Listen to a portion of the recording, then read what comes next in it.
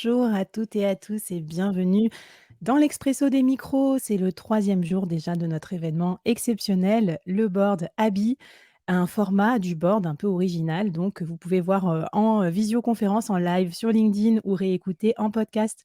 Je vous souhaite la bienvenue, c'est l'heure du café, on va pas trop s'exciter, on va rester tranquille et bienvenue à celles et ceux qui ont réussi à se libérer de leur emploi du temps critique d'entrepreneurs et c'est l'objectif du jour avec mon super invité que je vais vous présenter, puisqu'aujourd'hui on va parler de entreprendre sans devenir l'esclave de sa société et quoi de mieux finalement que le statut de micro-entrepreneur pour entreprendre en toute liberté. Donc ça va être cool. Je vous représente un petit peu les modalités pour participer, pour voilà, récupérer les bonus, les organisateurs de l'Expresso des micros et après je vous présente le line-up, ce qu'on a prévu avec Louis, mon invité du jour. Alors, si vous ne nous connaissez pas encore, hop, je vous présente ça comme ça. Hop, voilà. Donc bienvenue dans l'Expresso des micros. Donc c'est un concept qu'on a imaginé pour vous, les micro-entrepreneurs et en fait, vous avez un statut, à la fois très permissif, mais aussi avec, quelques contraintes, par exemple, notamment des contraintes budgétaires ou encore, des contraintes de chiffre d'affaires, des plafonds, des choses comme ça. On décortique tout ça toute la semaine et surtout on vous donne 5 idées pour exploser les plafonds, pour, exploser, votre niveau de kiff dans votre micro-entreprise, mais aussi des idées originales, en fait, pour devenir plus rentable, pour vous développer. Parce que parfois, on n'y pense pas toujours quand on est micro-entrepreneur. Racontez-nous aussi dans le chat, qu'est-ce qui vous attire au live aujourd'hui? Et si vous nous écoutez en podcast, inscrivez-vous à la newsletter du board. Promis, je vous envoie tout ce qu'on est en train de voir sur nos écrans, les présentations des invités, les bonus, les cadeaux, tout ça dans la newsletter qui partira à la fin de la rediffusion de cette mini-série spéciale. C'est, aujourd'hui le moment de vous présenter mon invité. Juste après, je vais lui donner la parole, mais quand même, on va l'accueillir comme il se doit. Louis Deslus. Salut Louis, donc toi, tu es grosse marketeur, tu es aussi digital nomade et micro-entrepreneur et créateur de contenu. Bref, tu fais plein de choses, hein. J'ai l'impression que toi, tu as négocié déjà pas mal de liberté dans la façon dont tu vas gérer tes activités. Sois le bienvenu dans l'Expresso des micros. Comment ça va? Ça va très bien et toi, Flavie? Bah, ça va, tu carbures à quoi alors? Tu es venu avec un café, un matcha? Un peu d'eau, moi, de l'eau, c'est très bien déjà. Bon écoute, c'est parfait. Moi tu vois, je suis venue avec, une pinte, mais rassurez-vous, il y a de l'eau dedans. Mais voilà, c'est un petit souvenir d'une de mes, brasseries slash coworking, slash chill place préférées à Nantes, donc où je vais avec mes copains freelance parfois, donc si vous êtes dans le chat, ils se reconnaîtront. Trop bien. Alors du coup, si vous êtes en live avec nous, je vais vous montrer aussi, 2-3 petites surprises que vous allez avoir à l'issue de ce live. Laissez-moi vous présenter quand même les organisateurs du live si vous ne connaissiez pas encore. Donc moi, je suis Flavie, j'ai créé Le Board, l'accélérateur des solopreneurs, un podcast qui a été écouté par plus de 300 000 solopreneurs déjà jusqu'à présent. Toutes les semaines, je diffuse des mini-séries audio pour vous aider à être plus épanoui, plus rentable dans votre métier d'entrepreneur solo. Et donc, on a déjà fait des sujets sur ça, sur la liberté, sur les digital nomades, par exemple, comment devenir entrepreneur solo et digital nomade. Je vous laisserai regarder tout ça. C'est hyper sympa, vous allez voir, et vous retrouverez certains de mes invités de l'Expresso des micros. Je vous présente également Abby, mon partenaire pour organiser, qui m'a aidé à organiser du coup l'Expresso des micros, rien que pour vous, les micro-entrepreneurs. Abby, c'est une application de gestion pour votre micro-entreprise. Et du coup, typiquement, moi, quand je me suis lancée, j'avais pas ce genre d'application. Je faisais des trucs sur Excel, tout pourris, genre des livres, des recettes, des trucs comme ça, ma compta un peu sur Excel. Voilà, là, vous avez tout d'automatisé là-dedans, vous avez vos déclarations URSSAF et tout et puis, Louis, tu vas nous en parler parce que, on va dire que s'enlever quelques épines du pied du côté administratif de la gestion de l'entreprise, ça fait partie des moments qu'on veut, utiliser pour préserver notre liberté. Voilà, on va le dire comme ça. L'équipe Abby est dans la place aussi, donc si vous avez des questions, n'hésitez pas dans le chat. D'ailleurs, on prendra 5 minutes à la fin du live, quand on vous aura donné comme ça en speed tous nos conseils pour être plus libre, pour répondre à vos questions. Donc n'hésitez pas à les poser dans le chat. Et puis un petit cadeau, donc à la fin de ce live, vous aurez tous les bonus et puis des petits tips un peu secrets de Louis à télécharger dans le NFT, gratuit et collector de ce live. Je vous donnerai le mot de passe à la fin parce que j'ai envie que vous nous écoutiez jusqu'au bout. Et puis on vous donnera un petit défi, donc restez bien connectés en live jusqu'au bout. Alors Louis, Qu'est-ce que tu nous conseilles? En gros, c'est quoi un peu ton j'allais dire ton programme présidentiel, Louis président, des micro-entrepreneurs libres de kiffer leur vie tout en entreprenant. Ce serait quoi un peu tes 3 conseils pour, entreprendre sans devenir un esclave de sa société? Tout d'abord, merci pour l'invitation encore une fois. Donc pour moi, il y a vraiment 3 points essentiels. C'est d'abord de ne pas se précipiter, il faut pas voilà, les statuts, tout ça, faut pas paniquer là-dessus. Va falloir vraiment combiner son activité qu'on a déjà aujourd'hui avec cette future activité qui nous permettra d'avoir cette liberté. Ça, c'est le premier point, on va en parler. Le deuxième point, voilà, ça va être, voilà, de combiner, comme on dit, entrepreneuriat, CDI. On peut même combiner entrepreneuriat et le fait d'étudier également. Ça, on va l'aborder en profondeur. Heu, 2e conseil, ça va être de se décharger, de déléguer toute la partie un peu administrative, qui va nous Mmh. permettre, de gagner du temps, de gagner de la charge mentale, mais ça va être administratif et également les tâches qui sont à moins forte valeur ajoutée pour nous et pour, Mmh. notre activité. Et le troisième point, ce sera, si on rêve de liberté, de légèreté, de voyager, beh, là, je vais vous partager mon expérience sur mes 4 ans de digital nomade et comment je fais pour voyager avec un petit sac de 30 litres pendant 7 mois à l'autre bout du monde. Alors ça m'intéresse. Moi, je prends des notes. Je disais à Louis: «Je vais t'interviewer, mais en fait, en vrai, je vais noter plein de trucs». Parce qu'on va pas se mentir, j'adore mon quotidien de solopreneur, mais parfois, je me sens pas super libre encore. J'ai pas encore toutes mes activités en asynchrone qui me permettraient de voyager où je veux.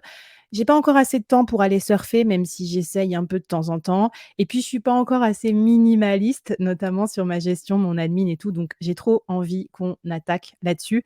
Alors peut-être commençons par le premier sujet puisque, c'est un peu la combinatoire. Toi, tu es à la fois freelance, salarié, micro-entrepreneur. Raconte-moi comment tu fais pour combiner un peu ces 3 casquettes? Même si je précise que demain, connectez-vous si vous êtes encore en CDI, il y aura vraiment le live dédié avec Diane sur, entreprendre en CDI. C'est-à-dire vraiment, garder son CDI et sa micro-entreprise à côté. Comment tu fais, Louis? Raconte-moi un peu ton secret déjà là-dessus. Déjà, moi, ça fait, ouais, 5 ans, 6 ans que je suis en auto-entreprise. J'ai commencé quand j'étais étudiant. Pour moi, c'était la meilleure moyen de ne pas avoir un job étudiant qui m'apporte rien, de monter en compétences et de gagner très bien ma vie. Donc en fait, j'ai vu que très vite, j'ai pu facturer très cher pour des prestations parce que je sais vendre.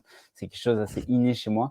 Même si je me suis formé, là-dessus, heu, voilà, vendre quand même, c'est une bonne compétence qui est utile. Donc j'ai su vendre mes prestations dès que j'étais étudiant. Et j'ai continué la même chose parce que je trouve que le freelancing permet, d'explorer de nouvelles pistes même quand on est en CDI. Aujourd'hui, je suis en CDI chez Abi, je suis le growth manager chez eux, mais je continue mon freelancing sur, plusieurs domaines qui me permettent d'explorer des nouvelles pistes et de ramener de la nouvelle compétence, des nouveaux tests que j'ai pu faire ailleurs chez, l'entreprise, avec qui je suis en CDI. Donc c'est bénéfique à la fois pour nous, pour monter en compétences, pour faire grossir notre CV, pour avoir une rémunération supplémentaire également pour investir ou pour différents projets Mmh. et pour l'entreprise, pour avoir des nouvelles compétences qui arrivent d'ailleurs, des nouveaux tests. Eh ben, Sonia nous dit: «C'est une vraie chance, Louis». Bah, ça, c'est clair. Alors, on va voir demain comment négocier si jamais, vous avez besoin de négocier avec votre employeur. Mais bon, c'est pas pour rien que le board bosse avec Abi aussi, hein, parce que c'est une entreprise qui bosse avec des freelances, avec des side entrepreneurs, avec des solopreneurs. Attendez, on s'associe pas complètement par hasard. Trop bien. Du coup, est-ce que tu as un petit tip sur ça, avant qu'on passe à la partie admin? Peut-être pour les gens qui se sentent, pas complètement libre de cette combinatoire ou peut-être même aussi qui pourrait se dire: «Bah, tiens, combiner, c'est pas être libre, c'est se rajouter de la charge mentale» et on voit bien les bénéfices, si tu veux, le cercle vertueux, mais tu es d'accord qu'avoir 3 activités au lieu d'une, ça rajoute aussi du taf, non? Totalement. C'est pour ça qu'il faut choisir ce qu'on fait à côté. Faut que ce soit vraiment un métier passion. J'aime bien un créateur qui s'appelle Alex Visio là-dessus, qui fait beaucoup d'introspection, des choses comme ça. Et il faut trouver notre zone de génie, celle qui va nous permettre de générer, des revenus, mais grâce à notre passion. C'est-à-dire, Mmh. moi, c'est facile, j'adore la data, j'adore le marketing, en fait, donc c'est assez simple et j'adore mon domaine qui est le B2B. Donc c'est assez simple, mais j'en connais d'autres qui crée autour du surf, par exemple. Il y a la chaîne Waves où c'est un infopreneur qui a créé des vidéos sur le surf pour former les gens au surf. Et ça à côté de son activité de freelance, de monteur vidéo qu'il avait déjà avant. Donc en fait, il a créé de l'entrepreneuriat autour de son activité freelance, mais autour de sa passion. Il s'est rajouté du travail, mais c'est du travail qui le faisait kiffer. Donc ça, c'est très important, quand on veut choisir un site, c'est quelque chose qui va nous faire vibrer, qu'on va Mmh. tenir dans la durée. C'est pas l'intensité sur 2 semaines qui compte, mais l'intensité sur, 6 mois. Trop bien. Puis tu as raison en parlant de liberté de dire qu'aujourd'hui, on est beaucoup moins, obligé de suivre des carrières toutes tracées, des choses comme ça. On peut aussi avoir la liberté de choisir sur quoi on a envie de bosser et moi, ce que j'encourage à faire, les freelances qui écoutent le board ou les entrepreneurs, c'est à pas hésiter de pivoter, en fait. Vous êtes pas bloqué dans votre métier, même si vous étiez, je sais pas moi, directeur des achats avant, vous pouvez faire un autre métier en tant que freelance. Il suffit de se former rapidement, voilà, avec d'autres confrères, consoeurs, donc trop, trop cool. Alors pour la partie, suivante, raconte-moi un peu comment tu gères notamment, on va dire, toute ta partie administrative de ta boîte. Parce que quand même, par rapport au CDI aussi, hein, avoir une micro-entreprise, même si c'est light comme modèle, faut quand même faire sa compta, faut quand même facturer, faut quand même faire un prévisionnel, enfin et du coup, bah, je pense à ta vie de digital nomade. Déjà que moi, j'oublie de le faire et ça me saoule de le faire. Je me dis que toi, avec toutes tes activités, ça doit pas être évident aussi de faire ça, quoi. Totalement et au-delà de l'admin, en fait, il y a plein de tâches, en fait, où c'est pénible de le faire, où on prend pas le temps vraiment de le faire et donc pour ça, j'ai listé déjà toutes les tâches que je fais au quotidien et que je fais mensuellement également et j'ai vu quelles sont celles où j'ai le plus de valeur ajoutée et quelles sont celles, qui n'apportent pas grand-chose à mon business et on peut la loi de Pareto pour ceux qui connaissent, c'est 20-80. Donc dans celles que j'ai listées, il y en avait pas mal, qui me prenaient du temps, mais pour pas grand-chose. Donc en fait, j'ai processisé la chose. J'ai, Mmh.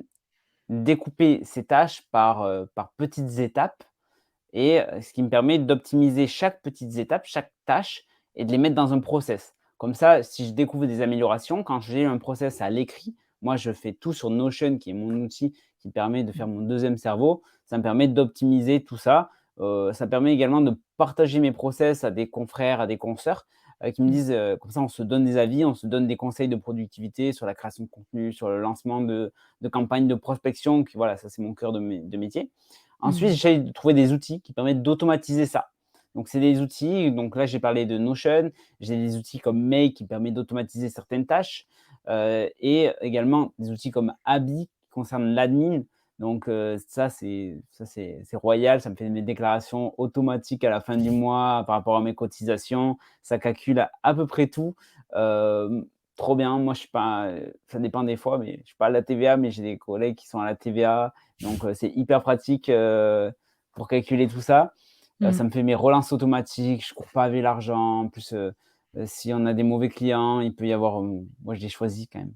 Au bout d'un moment, Oui. on arrive à choisir ses clients, mais c'est hyper pratique au moins d'avoir ces relances parce qu'un oubli, ça arrive, donc Ouais, c'est mais hyper je trouve pratique. que, tu vois, c'est ça aussi, comme tu te permets d'avoir, plusieurs activités, tu vas pouvoir pour chaque activité vraiment choisir les clients avec qui tu as envie de bosser, l'employeur à qui tu donnes ta confiance et du coup, bah, entre guillemets, «tu mets pas tous tes œufs dans le même panier», donc tu te permets d'être plus sélectif. C'est ça aussi que procure cette liberté, c'est cette indépendance. Alors avant qu'on termine sur ton process, il y a une question, je pense, qui est intéressante. Est-ce que tu as un exemple de, tâche à faible valeur ajoutée, versus, tâche, qui a de la valeur ajoutée, quoi. Est-ce que tu te rappelles d'un truc que tu avais supprimé parce que ça avait pas de valeur ajoutée pour tes clients? Ouais, par exemple, aller, scraper, donc aller chercher toutes les données, sur notre cible. Mmh Pour mh. leur envoyer des emails. Donc ça, c'est une tâche assez minutieuse, nettoyer des Excel et tout ça, ça apporte pas beaucoup de valeur. Sachant qu'il y a des freelances qui le font très bien, c'est leur spécialité, ils vont beaucoup plus vite et nous, on a du temps de cerveau pour faire autre chose. Donc ça, je l'ai Mmh. délégué, je l'ai fait déléguer aussi pour des, pour des clients à moi en freelance. Par exemple, moi, j'ai délégué pendant une bonne partie du temps, le montage vidéo. Je suis Mmh. meilleur devant la caméra que derrière l'ordinateur à faire le montage. À qui le Donc en soi, je dis-tu? Pour ceux qui ont regardé mon vlog, voilà. donc franchement, c'est des tâches que j'ai déléguées et d'autres où je délègue pas. Ça par exemple, si, on reprend l'exemple de tout de scrapping et tout ça, ça s'est fait pour envoyer des campagnes de prospection. Donc là, je vais jamais déléguer, les séquences que je vais envoyer, l'enchaînement, la stratégie, les cibles que je vais choisir. Donc tout ça, je vais pas le déléguer. Pour la création de contenu, je vais pas déléguer devant moi, devant la caméra, parce que c'est moi le créateur de contenu. Donc ça, je vais Mmh. pas le déléguer. Donc c'est ça qui apporte de la valeur à mon audience, c'est pas forcément le montage, surtout que j'en apporte moins que mon monteur. Donc Mmh. parce qu'il est bien meilleur que moi. Donc voilà, Trop bien. Bah, écoute, ça, c'est un point dont on en a parlé aussi lundi. On avait la pardon, la série, Micro-entrepreneurs augmentés avec les intelligences artificielles. D'ailleurs, est-ce que ça t'a fait gagner encore plus de temps? Est-ce que tu les as déjà intégrés à tes process? Petit aparté comme ça? ah ouais, ah moi, ChatGPT, c'est mon esclave. C'est même pas mon assistant, c'est mon esclave. Ah, je lui demande tellement de choses. Heureusement que je le paye pas à l'heure, hein. Et Ça franchement, fait ouais, rire. j'adore. Ouais, on a dit: «Devenez pas esclave, mais vous avez le droit de que ChatGPT devienne votre esclave». Non, mais j'avoue. Mmh. Non, mais moi, je m'en sers pour tellement de choses, même pour, autant le pro que le perso. Ça me fait gagner un temps fou, sur il y a tellement de sujets, et moi, j'aime beaucoup le contenu de Brice Trofardy, Mmh. sur l'intelligence artificielle, il va tellement loin, il pousse tellement les limites, des prompts, et c'est assez drôle. On échange, on challenge, là-dessus, donc c'est assez intéressant.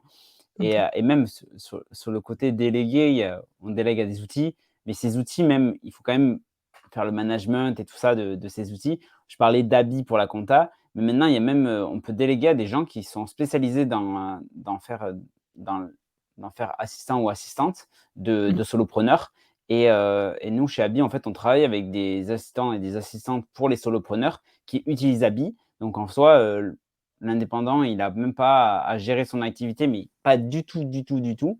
Il a Mmh. quelqu'un qui le fait à sa place, même si l'outil ça facilite, là, c'est rien du tout. Bah, en fait, c'est ce que je trouve cool aussi dans la délégation. Moi, je pensais au montage vidéo. C'est que parfois, faire appel à un pro qui fait ça mieux que toi et plus vite. En plus, il a tous les outils, donc toi, tu te coltines pas de devoir payer toute la suite, je sais pas, Adobe, tous les trucs et tout d'intelligence artificielle pour monter tes vidéos. Donc c'est à ça que ça sert aussi de déléguer. Écoute, trop intéressant et puis pour celles et ceux qui démarrent encore, qui ont peut-être pas encore, cette capacité financière, moi, j'ai pratiqué pendant longtemps et je le fais encore, le troc de solopreneur. Donc on discute un peu comme tu dis Louis, parce que tu as l'air d'avoir plein d'échanges aussi avec ouais, des homologues et donc bah, c'est 1 heure de ton temps contre 1 heure, de mon temps et en fait, grâce à ça, on apprend trop de compétences. On a fait ça beaucoup avec, les membres de la communauté du board et puis je le fais aussi, bah, toutes les semaines moi avec mes invités. C'est ça l'avantage aussi d'avoir un podcast.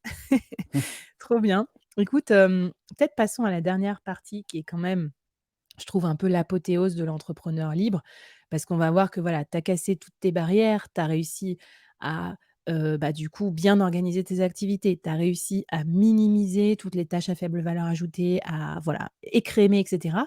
Du coup, tu as libéré du temps pour vivre, tu as libéré du temps pour voyager, pour, peut-être surfer, tout ça. Raconte-nous comment tu voilà, quels sont tes conseils là-dessus pour commencer à devenir un entrepreneur, qui n'a plus de frontières et qui est capable de travailler en dehors que son bureau déjà ou en dehors que chez lui?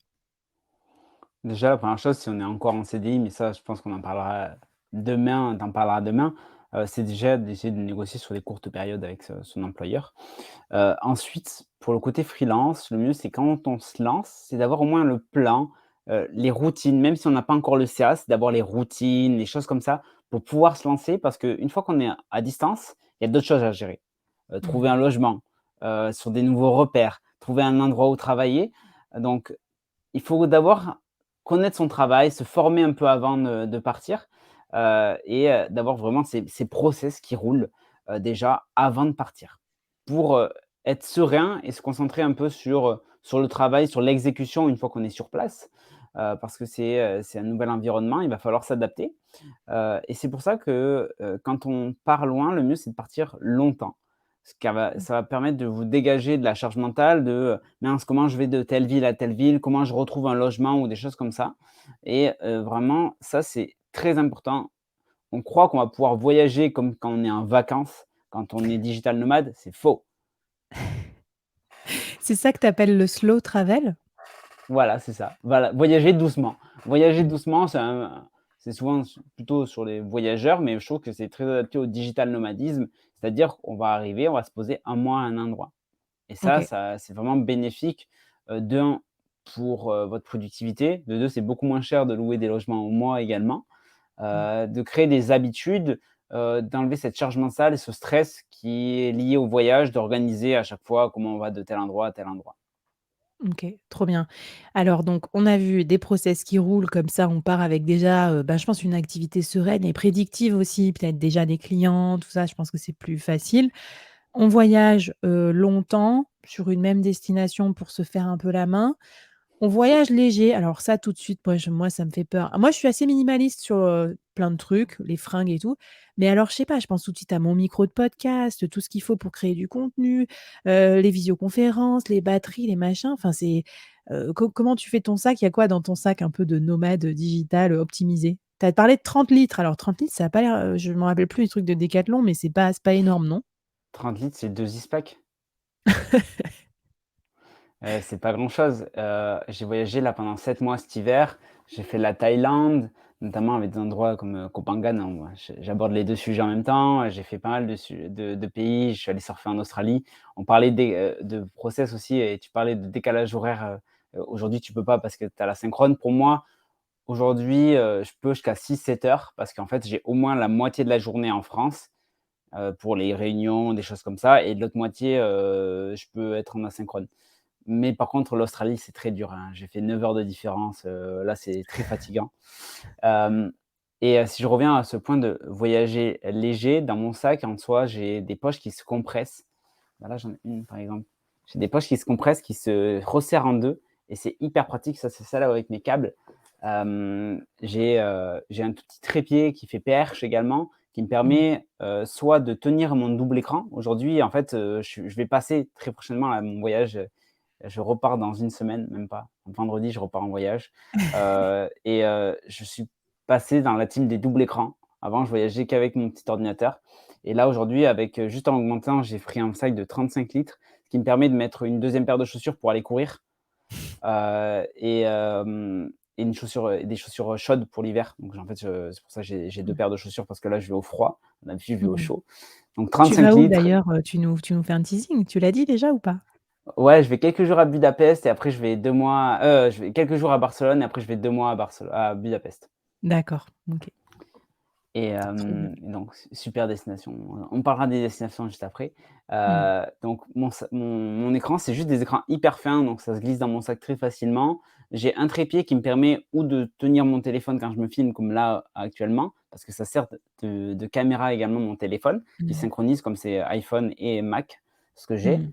Mon double écran, en fait, c'est un aimant MagSafe qui tient mon téléphone, mais également il tient mon écran. Parce que l'écran, je le pose au-dessus, je le mets au-dessus de mon ordinateur. Du coup, en fait, le trépied sert à tenir mon écran quand je suis en période de OK. productivité et voilà, après j'ai un ordinateur, j'ai un casque anti-bruit très important, j'ai des tout petits écouteurs comme ça également qui me permettent de courir, ou d'être dans les Mmh. transports ou de marcher en ville, c'est moins dangereux que ça et j'aime pas trop me couper des gens, c'est de ça fait un peu asocial et on peut pas rencontrer beaucoup de gens, Mmh. quand on a un gros casque sur les oreilles donc ça c'est pratique.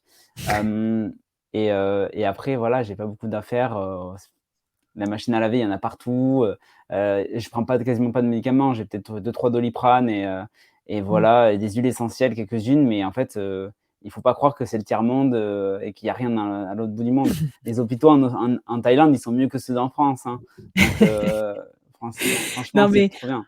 en tout cas, c'est marrant. Enfin, tu vois, moi, je me dis, même si je suis pas digital nomade, de temps en temps, ça m'arrive de faire des tracances, travail-vacances ou Mmh. d'aller sur un spot de Mmh. surf et de vouloir aussi bosser. La dernière fois que j'ai fait ça, j'ai emmené mon micro, il était plein de sable, du coup, je l'ai cassé et cetera. Donc, tu vois, avoir ce petit, setup, moi, je trouve, nomade, pouvoir travailler dans le train, pouvoir travailler partout, je trouve que c'est un énorme avantage aussi concurrentiel et si après vous développez des activités asynchrones, moi, c'est souvent ce que j'apprends à faire aussi dans le cadre du bootcamp Le Board, c'est voilà, avoir quand même beaucoup, beaucoup plus de liberté de s'organiser et le minimalisme aussi, ça crée la liberté parce qu'on n'a pas tout un tas de matos et on se sent obligé d'être, le cul vissé à sa chaise dans son bureau. Enfin, je sais pas ce que tu en penses. Moi, j'aime bien aussi pouvoir vraiment, ça me rafraîchit les idées d'aller déjeuner, d'aller à droite, à gauche et tout. Donc trop bien. Est-ce que tu as un dernier petit conseil peut-être pour les nomades? Alors, il y a pas mal de messages: «Budapest, c'est top, j'ai adoré Budapest». Donc je pense que tu vas retrouver des gens un petit peu sur ton chemin de digital nomade dans tes futurs voyages. Quelles sont toi tes destinations préférées pour un micro-entrepreneur qui débute son chemin vers la liberté? Qu'est-ce que tu conseillerais? Ouais, carrément. C'est bien, là, tu dis de qu'il débute son activité, justement. On parlait des process qui roulent, on n'est pas obligé d'avoir un gros chiffre d'affaires pour partir parce qu'en fait, justement, partir à l'étranger, ça permet aussi de réduire ses coûts de vie. sans réduire son niveau de vie. La Thaïlande, c'est trop bien, à Thaïlande, si vous voulez la plage, moi je vous conseille Koh Phangan, qui est génial. Si vous voulez plutôt plonger, c'est Koh Tao. Si vous voulez plutôt la montagne avec les temples bouddhistes, c'est plutôt Chiang Mai en Thaïlande. Bali, attention, c'est super cool pour surfer, mais il y a beaucoup de gens. Mmh. C'est des embouteillages tout le temps, donc si ça vous donne pas, vous êtes habitué à Paris, vous pouvez aller à Bali. Moi, ce que j'ai surkiffé, c'est Puerto Escondido. Les gens disent: «Il y a pas internet», c'est faux, ça marche très bien internet maintenant. J'ai entendu d'autres destinations là que j'ai trop envie de tester. Il y a Pipa, en fait, moi je suis surfeur, donc j'aime bien l'océan. Puerto Mmh. Escondido, c'est excellent pour surfer. Mmh. Pipa, qui est, au Brésil, j'en ai entendu parler il y a pas longtemps. Si vous voulez pas partir loin, parce que voilà, si vous voulez pas avoir une empreinte carbone, trop grosse, Barcelone, c'est incroyable. Lisbonne, c'est incroyable. Les Canaries, c'est pas très loin, c'est incroyable. Heu, Toute l'Europe de l'Est, Prague, Budapest, incroyable. Vienne, si vous aimez la culture, les musées, tout ça, c'est incroyable. Donc si vous commencez, moi je vous conseille d'aller tester plutôt, aller un peu en Europe de l'Est. C'est vraiment pas cher et c'est vraiment sympa. Mmh. Et après si vous voulez partir loin, la Thaïlande, c'est tellement simple. Le Mexique, on arrive, on a une exemption de 6 mois de visa. Zéro paperasse. C'est Thaïlande, c'est 1 mois et demi et c'est renouvelable de 30 jours, donc on peut avoir 2 mois et demi. OK. Bon écoute, trop bien, je suis obligée de te couper un peu parce que je sais que tu nous as réservé un peu des trucs aussi dans les bonus, mais ça me donne trop envie. En plus, c'est des villes où je suis allée moi en mode touriste et j'ai jamais testé encore le digital nomadisme. J'aimerais trop et ça me fait trop penser à plein de gens du board qui m'écoutent de Lisbonne, de Barcelone, coucou tout le monde. On nous dit Istanbul aussi dans les commentaires. Enfin bref, bah, venez nous raconter aussi vos expériences, sur les réseaux sociaux, #leboard. On est là avec Louis, on répondra à vos questions et d'ailleurs, on va vous mettre un petit peu au défi. Louis, tu as un défi pour les, futurs, freepreneurs, je vais vous appeler comme ça, ouais, les entrepreneurs qui ont décidé de rester libres et de pas, faire de leur vie un esclavage de leur boîte. Qu'est-ce que tu voudrais leur donner comme défi? Moi, j'aime bien le building public, c'est-à-dire, peu importe ta plateforme, c'est plus LinkedIn, c'est plus Insta, tu plus, ce que tu veux, YouTube. Essaye de construire avec ton audience et c'est ton audience aussi qui va t'aider à grandir. Moi, ça s'est vraiment passé, j'ai rencontré énormément de gens en créant du contenu, donc en fait, j'aimerais bien que vous aussi, vous essayez de créer du contenu. Partagez en fait, qu'est-ce qui va vous permettre de devenir libre? Où vous voulez aller? Bref, le plan d'action que vous voulez faire, partagez ce plan d'action, ça va vous engager auprès de votre audience et vous allez plus facilement l'atteindre, le résultat. Mmh. Donc faites-le et taguez-moi dans les commentaires, dans le post, comme ça je vais pouvoir aller, commenter tout ça.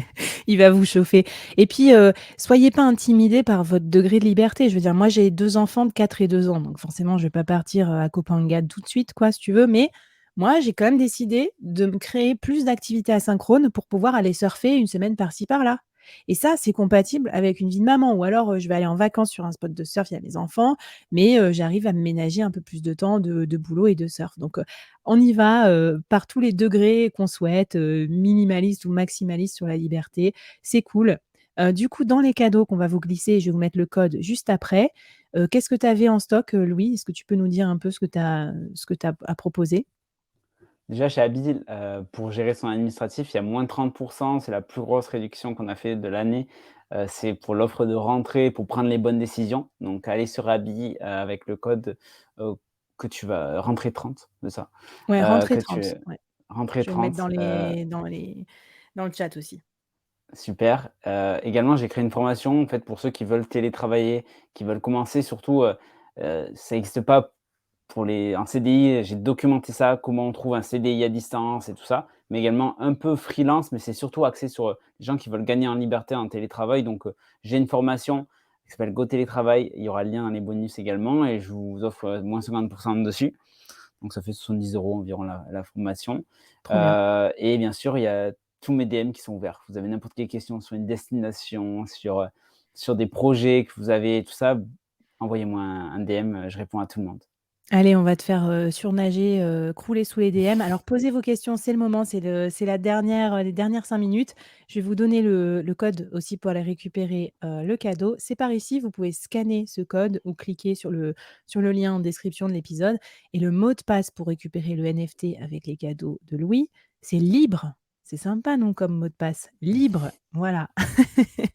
Donc allez-y, téléchargez-le et puis, dites-nous en commentaire aussi si vous avez, 1 ou 2 questions avant qu'on se quitte et puis moi, je vais vous mettre aussi, les liens pour se retrouver. Voilà. Est-ce que tu as un dernier message à nous donner, Louis, avant qu'on se quitte? Pas de stress, franchement, partir à l'étranger, c'est simple. Juste, si vous partez plus de 30 jours, prenez une assurance et comme ça, vous prenez zéro risque. Surtout qu'avant, il y avait que des assurances, qui venaient d'autres pays. Du coup, c'était pas le droit français. Mais là, il y a une assurance qui vient de sortir qui est Kiti, Qiti et je suis trop content. Enfin, une assurance française avec le droit français pour les digital nomades donc voilà. Partez libre, serein, c'est pas dangereux, le monde, il est safe. C'est pas plus dangereux que Paris, donc franchement, relax. J'adore, en plus, il y a plein de services qui se franchement, c'est trop cool, hein, tous les services qui se bah, ouais, qui se créent autour du freelancing et tout pour nous permettre d'avoir des vies plus libres. Je pense qu'il y a 10 ans, c'était quand même pas aussi efficace, et moi-même, il y a 3 ans, quand j'ai commencé en side, il y avait pas encore tout ça, donc trop, trop cool et en parlant de liberté, si vous avez des gens dans votre entourage ou vous-même qui souhaitent se lancer dans l'entrepreneuriat sans risque, en gardant son CDI, tranquille, c'est tout à fait possible. Ça s'appelle le sideprenariat et demain, le live va être génial aussi. Diane, elle est en CDI chez Swello, elle est aussi en micro-entreprise et elle va nous raconter comment elle gère les 2, comment elle a négocié, comment elle a fait de l'argent et de la rentabilité avec sa micro-entreprise. Bref, ça va être un super, super moment. Merci, beaucoup à toutes et à tous d'avoir été avec nous pour l'expresso des micros. Je vous dis à demain et Louis, un grand merci et puis, ben, bon séjour à Budapest et puis j'espère qu'on se croisera sur un spot de surf. Yes, à plus, salut. Salut tout le monde, bye bye.